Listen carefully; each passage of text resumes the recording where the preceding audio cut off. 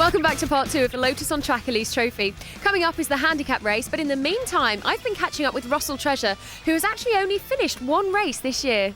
But you're really quick when you get going. What's happening? Yes, the car is very quick and we're really happy with it, apart from we keep getting problems with the drivetrain. We thought we'd solved it for this weekend, but obviously not, as you can see by the activity that's going on behind us. And is this something that is the ongoing problem, is the same problem with the car? It is, yeah. Initially we were having other problems, but we've solved them. In effect, it's a new setup for this year, so we're still learning it as we go along. But the main problem we've got is that we've got a lot more power than we had last year, and the drivetrain can't cope with it. Well, with the cars now heading out for the handicap race, let's hope that Russell Treasure has loads more luck. In the meantime, it's over to David Addison. Thanks, Gemma. So here comes the confusing part of the weekend then, the handicap race, where we have different drivers not only leaving the line at different intervals, but also one or two have got credit laps. And that is all to try and balance out the pace of the different cars. So Ian Smith will go first, and he's got a credit lap, which means in this 15-lap race he will only have to do 14. Doug Setters, Sarah Crowder, Elgin Howell, Gavin Kirby and Martin Donnelly will all go first. Tom Chataway, he will leave on the 42nd mark if you look down to 17th on the grid, but he's got a credit lap in hand as well. So he could be another one to keep an eye to as the whole handicap situation unfolds. Paul Quinn, 52nd mark, he will leave, for example, but he has a credit lap. All those in red there have a credit lap, so they do one fewer than the quicker drivers. And Andrew Walsh has to do 15 laps, and he starts 70 seconds after the first drivers. Well, the handicap race all pans out, so that in theory the cars will cross the line together at the very end. Let's see whether it pans out that way. The first drop of cars then is about to leave the line. You're looking back from Elgin Howell's car. Martin Donnelly behind him makes an absolutely storming start. Donnelly blasts away. They go down there towards Redgate Corner for the first time. Now Donnelly, remember, has got to do the full 15 laps. Many of those around him only have to do 14. And as they dive down towards Redgate, he's got his race one rival, Gavin Kirby, with him for company. That's Jamie Allison's view, number 79, as he blasts away. This is the 22nd drop now. Anthony Clark, number 22, is another of the drivers involved in this section of the race. Mark Gooday as well. Chris Pearson, 77, didn't start race 1, but he very definitely is in race 2. He could be one to watch as well. Sean Bicknell behind him in number 19. Down they go towards Redgate, and Andrew Kell is in that gaggle, and so too is 81 Neil McKean. The next drop of cars leaves the line. You see the 21 is involved in that, Martin Saras, and this man Nick Kay. David Harvey is ahead of him on the 340R as they go down towards Redgate. Russ Treasure is the next man to leave the line of note. Now remember, his drivetrain problems have been his real nemesis all season. Fingers crossed they're going to be behind him now as he goes down towards Redgate, and this could therefore be a better race for Treasure, except he slows, doesn't he, at Redgate, and dives for the grass even before the first corner. Russ Treasure's race is at an end. This has been a desperately bad season for him, and it gets no better here. The last drop of cars then on the 72nd mark. They're going to have to hurry here because as they leave the line, the leaders are going to be coming through the chicane. BJ Chong watches Andrew Walsh sprint away.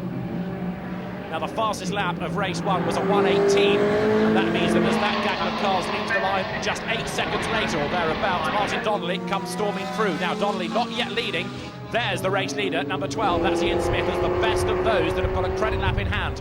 Donnelly is the best of those without a credit lap. In other words, he is the highest placed of those drivers that need to do 15 laps. He's therefore got to try and get himself back ahead of Ian Smith. He's passed him once, effectively unlapping himself, but number 12, Ian Smith, leads the race until Donnelly or everybody else from that 15-lap mark will come past him. Yeah, I know it sounds confusing. Bear with us. By the end of the race, we'll see that it all unravels.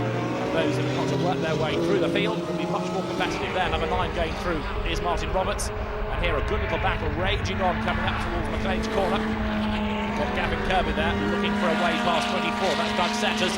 And those two run nose to tail now up towards Coppice. Somebody in the gravel though there is Steve Wenzel. And that car is going no further. It's well beach look in the gravel down at the El Hairpin. Ian Smith still leading the race, and another driver in trouble there. Big lose going up towards McLean's. That's Neil McKean. Now he's normally one of the front runners and he's very, very cross with himself. Neil McKean is out of the race. He's had 3 class wins this year in the series, but this is a retirement as there Chris Pearson storms through coming up towards the chicane. He gains a place on the road there by going ahead of Sarah Crowder.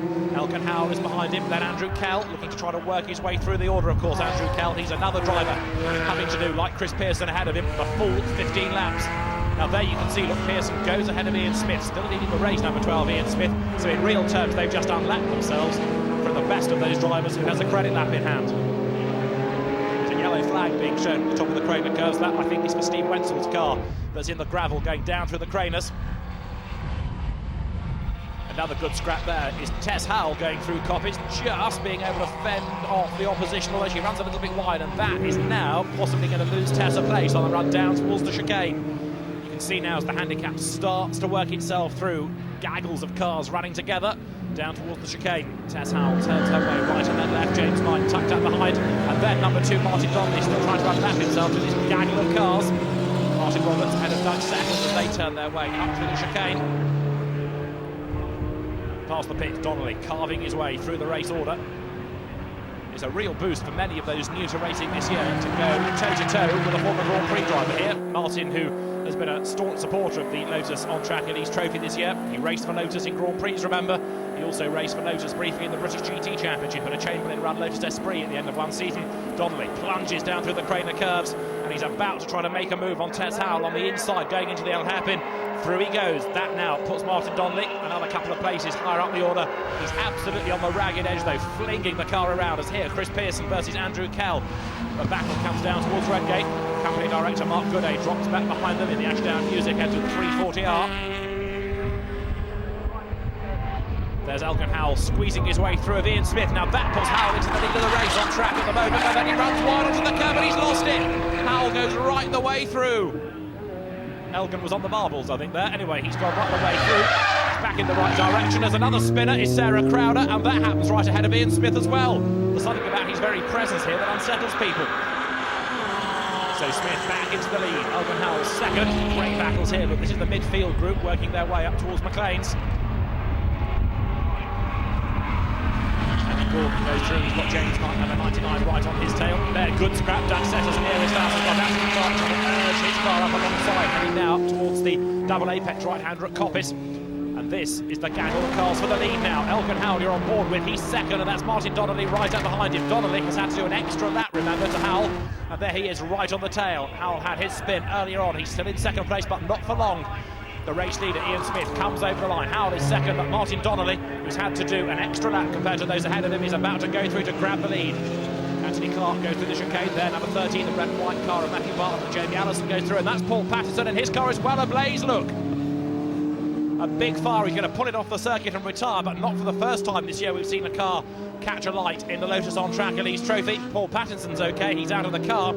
Now, though, he's got to hope the marshals can get there very swiftly indeed, so there's not extra damage done to the bodywork. New race leader is Martin Donnelly there. The former Lotus Grand Prix star is up front here at Donington. Now, what's going to go on for second? Because, of course, Ian Smith and Elgin Howell, not as quick as some of those Class C drivers who have had to do an extra lap, now starting to drop down the order. He's going to put, I reckon, Andrew Kell versus Chris Pearson's battle on now for second and third places. There is Andrew Kell, look, and behind him is Chris Pearson. Now, is Andrew Kell going to be able to maintain the place? I think he might well be able to. Pearson is next, then 22 is Anthony Clark, and there's a squeal of tires because Clark's lost it. Round he goes at the chicane. Sorts himself out, back in the right direction now, but that will have cost Anthony Clark a place or two potentially, as Chris Pearson there, look, makes his move up on the inside of Andrew Kell, but it doesn't work going around Redgate.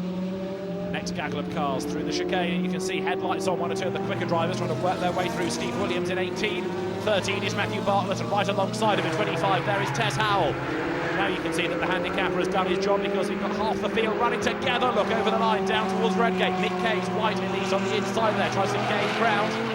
And there's a big slide ahead of him as they get around Redgate. There is 67, that's Andrew Kell.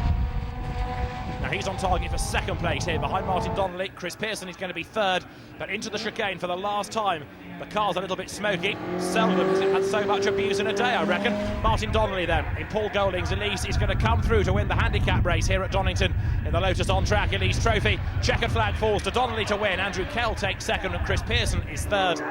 And Martin Donnelly victorious then. What a drive. Fourth goes the way of Andrew Walsh from the back of the grid on the 72nd mark as well. Paul Quinn fifth ahead of James Knight sixth. Then it's Doug Setters and David Harvey seventh and eighth.